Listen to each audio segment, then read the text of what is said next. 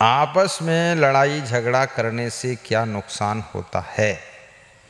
आपस में लड़ाई झगड़ा क्यों होती है?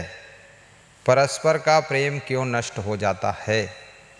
और एक दूसरे के प्रति मनमुटाव क्यों हो जाता है? इन सब चीज़ों का एक ही कारण है, अज्ञानता के कारण मनुष्य गलत व्यवहार, गलत बर्ताव, गलत आचरण और गलत कर्म करता है, गलत वाणी बोलता है और जो उचित नहीं है, अनुचित है, जो मानवता के खिलाफ है, उस राह पर चलता है। इसलिए परस्पर का प्रेम टूट जाता है। हम जो चीज़ दूसरों से चाहते हैं अपने लिए, वही चीज़ दूसरों को हम प्रदान करें तो प्रेम बना रहेगा। हम ये चाहते हैं कि कोई भी घर में चीज़ है तो उसका जब वितरण हो तो हमको भी मिलना चाहिए, एक पेड़ा हम भी खाने को पा जाए। लेकिन जब हमारे जिम्मे वो चीज़ आती है तो हम दूसरों को नहीं देते हैं, अपने 2-4 लोगों को गांठ रखा है उनको दे देते हैं, और जिनसे जिनसे हम ज़्यादा लगाव रखते, मोह रखते, उनको दे देते हैं और बाकी लोगों को नहीं देते हैं, जिससे कि मनमुटाव पैदा हो जाता है। या जो नियम है उसका पालन नहीं करते हैं तो आपस में दूरियां पैदा होती, प्रेम टूट जाता है। आप सफाई शुद्धता नहीं रखोगे, बहुत लोगों से आपकी लड़ाई होगी। आप सामान का दुरुपयोग करोगे, कोई ना कोई आपको कुछ कहेगा, डांटेगा, आपस में झगड़ा होगा। आप जो है ज़्यादा फिजूल खर्ची करोगे तो आपके घर में गरीबी आएगी, व्यवस्था बिगड़ेगी, आपस में लड़ाई शुरू होगी। आप जो है दारू पी कर आओगे, मांस मछली खाओगे, राक्षसी भोजन करोगे, व्यभिचार करोगे, आपके घर में खूब लड़ाई झगड़ा होगा। आप देर तक सोओगे, उठोगे नहीं। अब ट्रेन छूटने वाली तब भी नहीं उठ रहे हो, लोग उठा रहे तो भी नहीं उठ रहे हो, खूब 8-9 बजे तक सो रहे हो, इधर 10-11-12 बजे रात तक खाम खा कर गप्पा मार रहे हो और बातें कर रहे फालतू। और कभी कभी कितने लोग तो ऐसे ही इधर भी 8 बजे सो जाएंगे, उधर 9 बजे तक सोते रहेंगे, 13 घंटा मार देंगे। बोले घड़ी का कांटा जब तक उस पार न निकल जाए, इसकी ऐसी तैसी घड़ी की क्या कर लेगी मेरा।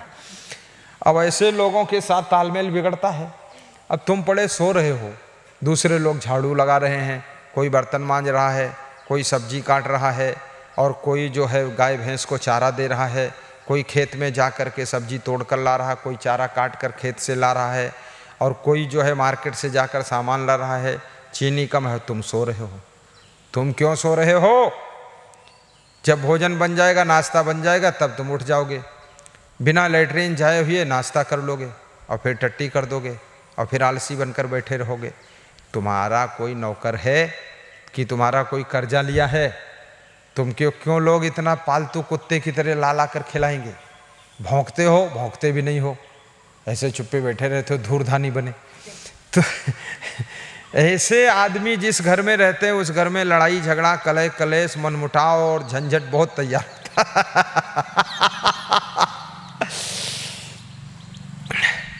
आजकल ज़्यादातर घरों में माता पिता और संतान के बीच में यही झगड़ा है। सबकी संतानें जो है दिन में भी सोती हैं, रात में भी सोती हैं, सोने का बड़ा विवाद है। आज हमारे पास में एक परिवार आया था, कुछ दूध लाए थे और केला फल लाए थे, खीरा लाए थे, और दक्षिणा भी दिए, और 51 किलो गेहूँ था और 2500 रुपये कुंभ मेला हरिद्वार के लिए दान किया था। तो जो लड़का आया था उसकी माँ से मैंने कहा कि माता जी इसको जगाते रहना। बोले गुरुदेव आप कैसे जान गए, ये तो बहुत सोता है, यही समस्या सबसे बड़ी है। तो हमने कहा जगाते रहो, बच्चा आपका है। बोले 28 साल उम्र हो गई है, अब इसको मैं जगाऊंगी, इसके खुद ही बच्चे हैं, तो ये ना खुद जागता है, ना ये बच्चों को जगाता है, ना बच्चे इसको जगाते। हम बीच में फंसे, हम इनको भी जगाते, इसके बच्चों को भी जगाते, इसकी पत्नी भी उसी मॉडल की है, और सब कंपटीशन पर सोते हैं, सब बर्बाद हुआ जा रहा है। अब इतना नींद क्यों आ रही है? नींद है, भूख है, आराम है। आप जितनी आदत बिगाड़ो, रात दिन सोते रहोगे, रात दिन सोते रहो, पड़े रहो, आंखें मत खोलो। मैं उत्तर प्रदेश में कहीं पर गया था तो एक आदमी दर्शन के लिए आया, आंखें मूंदे मूंदे आया, और ऐसे आंखें खोल के दर्शन किया, फिर भागा अंदर कमरे में। तो हमने कहा क्यों भागा, क्या हुआ, इसको बुलाओ। तो बोले इसकी आंखें धूप में खुलती ही नहीं। तो हमने कहा क्यों नहीं खुलती? बोला 10 साल से धूप में निकला ही नहीं हूँ मैं, इसलिए जब बाहर निकलता हूँ तो ऐसा लगता है आँखों पर बहुत चोट लग रही धूप की रोशनी की, तो अंधेरे में ही रहता हूँ। अब ये शरीर से अगर काम नहीं लोगे, शरीर में धूप नहीं लगने दोगे, हवा नहीं लगने दोगे, हवा से भी चोट लगेगी आपके शरीर में। हवा से कोमल और कुछ नहीं है। फिर कोरोना लॉकडाउन में तुम्हें जब पुलिस डंडा मारेगी उस चोट को कैसे सहोगे, जब हवा से चोट लगे तुम्हारे शरीर में।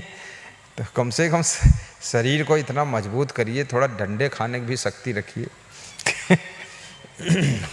साहिब, अब इस तरह से मनुष्य को विचार करना चाहिए और कले कलेश घर का खत्म हो जाएगा। यदि आप अपने आप को संभालना सीख जाओगे और प्रेम करना सीख जाओगे और अपनी कमियों को दूर कर लोगे, तो आपके घर में शांति आ जाएगी, आपस में प्रेम भी बढ़ेगा और तुम्हें घर में भी सुख मिलेगा और घर में स्वर्ग जैसा आनंद मिलेगा। लोग कभी कभी जाते हैं पिकनिक मनाने, जंगल में कहीं बैठते हैं पत्थर की चट्टान पर, कहते हैं अरे बड़ा आनंद आया, स्वर्ग जैसा सुख है।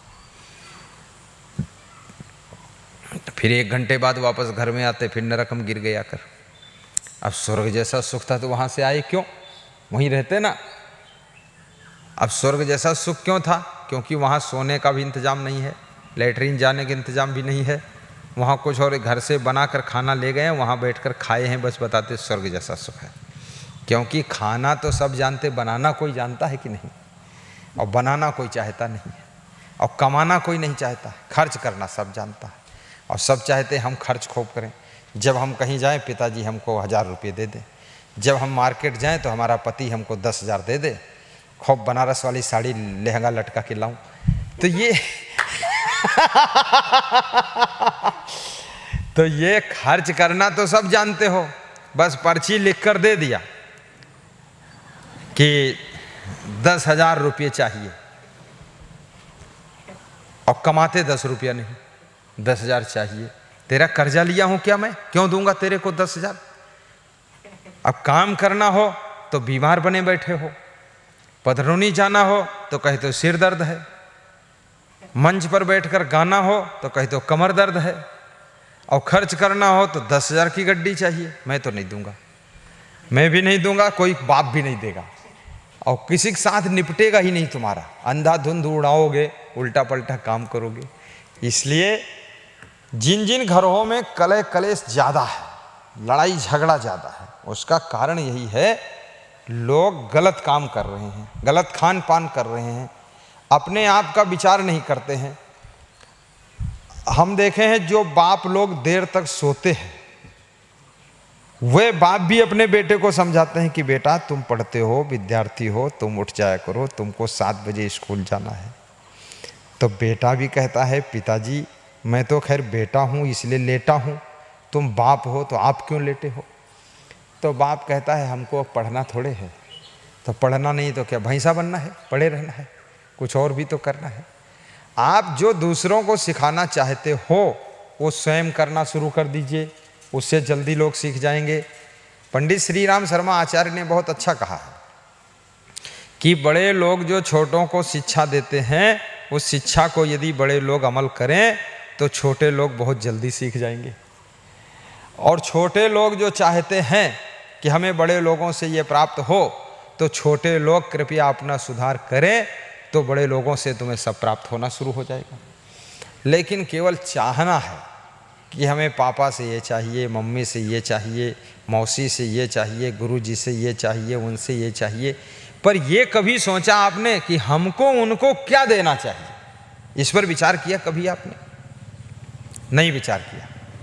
बस आप ये चाहते हो उनसे हमें ये लेना चाहिए, हमें मिलना चाहिए, हमें उन्हें वो हमको दें, लेकिन हम उनको क्या दें, हमारा क्या कर्तव्य, हमारा क्या फर्ज है। और जो व्यक्ति आत्मावलोकन करता है, 24 घंटे में एक बार बैठ करके शांति से ये भी देखो हमारे अंदर क्या गलती है, आखिर हमको लोग प्रेम क्यों नहीं करते, हमारा अपमान क्यों करते, हमको क्यों नहीं पसंद करते, हमको क्यों नहीं रखना चाहते हैं, हमारे साथ क्यों नहीं लोग बैठते हैं। तो आपको पता चल जाएगा आपके अंदर क्या क्या कमी, क्या क्या गलती, इसलिए आपके पास कोई बैठना नहीं चाहता है। आप अपना सुधार करो, तो ऐसा नहीं, लोग कुत्ते के पास बैठना चाहते, बिल्ली के पास बैठना चाहते, चिड़ियों से प्रेम करना चाहते, लोग मछलियों को आटा खिलाने चले जाते हैं, लोग चिड़ियों को दाना चुंगाते हैं, लोग कुत्तों को भी रोटी दूध खिलाते हैं। तुम तो उनके घर के सदस्य हो, तुम्हारे पास बैठकर बहुत आनंद आएगा, बहुत प्रेम मिलेगा। अभी मैं छत्तीसगढ़ में एक गांव में गया था, तो एक बूढ़ी माता जी थी, तो उसके घर में भी बहुत सारी समस्या होंगी, मुझे नहीं पता, लेकिन वो बहुत खुश रहती थी, बहुत खुश रहती थी, और उसकी सेहत भी बहुत अच्छी थी, और उम्र उसकी थी 70 साल करीब, और हंसती रहती थी, 2-4 दांत भी टूटे हुए थे उसके। तो मैंने कहा माता जी खुश क्यों रहती हो? बोले दुख कोई है ही नहीं, जो है उसी में संतुष्टि है। अब जो गलत करता अपना दुखी रहता होगा, हमसे क्या मतलब है। और अपने सवेरे उठकर मैं झाड़ू लगा देती हूँ, बर्तन धो देती हूँ, और अपना सब्जी काटना शुरू कर देती हूँ। कोई आ जाता है बहू वहू भोजन बनाता, नहीं तो हम बनाने भी लग जाती है। हम इसका पटैती नहीं करती, अपना काम हम शुरू कर देते हैं। अब इस तरह के लोग सुखी रहेंगे जिनके मन में बेईमानी नहीं, चालाकी नहीं, छल कपट नहीं, क्रोध ईर्ष्या नहीं है, हिसका पटैती नहीं है, इन्होंने नहीं किया तो हम नहीं करेंगे, इन्होंने ऐसा नहीं किया मैंने, ऐसा नहीं। आप अपना कर्म कीजिए, सब आपको देख करके भी सुधर जाएंगे, अच्छे हो जाएंगे। अब बोल भी दीजिए लोगों से, चलिए सब लोग आ जाइए, जुट जाइए, फटाफट बोलना भी चाहिए, डायरेक्शन देना चाहिए, नेतृत्व करना चाहिए, कंट्रोल भी करना चाहिए, अनुशासन भी रखना चाहिए। क्योंकि घर परिवार समाज जमात के ऊपर जिसका अनुशासन नहीं है, पार्टी में जिस हाई कमान का अनुशासन नहीं, पार्टी में खूब लदर पदर चलता है, रोज सब हंगामा मचता है पार्टी में। और जिस पार्टी में अनुशासन है, ज़्यादा खुराबात करें उनको निकाल के बाहर करो, खाम खा भीड़ बचा रखी यहाँ पर, और अच्छे अच्छे लोगों को रखो। क्योंकि गलत लोग आपकी पार्टी की सत्यानाश कर देंगे, और गलत लोग आप आश्रम का विनाश कर देंगे, और गलत लोग आपके घर में भी बर्बादी करेंगे। इसलिए अगर आपकी पत्नी ज़्यादा उपद्रव मचाती है, उसका त्याग कर दो, तलाक दे दो, जाए वो चुड़ैल कहीं घूमे जा करके, तुम पिंड उससे छुड़ा लो अपना, कोर्ट में जा करके लिखा पढ़ी कर दो, मैं छुट्टी चाहता हूँ इससे। कहाँ उसके साथ ज़िंदगी बर्बाद करोगे तुम? आपका पति बहुत परेशान करता है बेहद, तलाक मार दो, फटाफट काम खत्म। एक सीमा तक सह लो, गम खा लो, समझा लो, देख लो, उसके बाद त्याग करना ही चाहिए। क्योंकि ज़िंदगी क्यों बर्बाद करोगे? बड़ी मुश्किल से मनुष्य का शरीर मिला है, उसी की उलझन में ज़िंदगी सब चली जाएगी, क्या मतलब निकलेगा? इन्हीं के पीछे बर्बाद करने के लिए पैदा थोड़े हुए हम। तो ये आदमी के अंदर त्याग भी होना चाहिए। तो घर में सुख शांति तभी रह सकती है, परस्पर प्रेम रह सकता है, जब सभी लोग संभल करके व्यवहार बर्ताव करेंगे, तो आपका घर स्वर्ग जैसा लगेगा। बहुत बहुत धन्यवाद, शुभकामना, आशीर्वाद।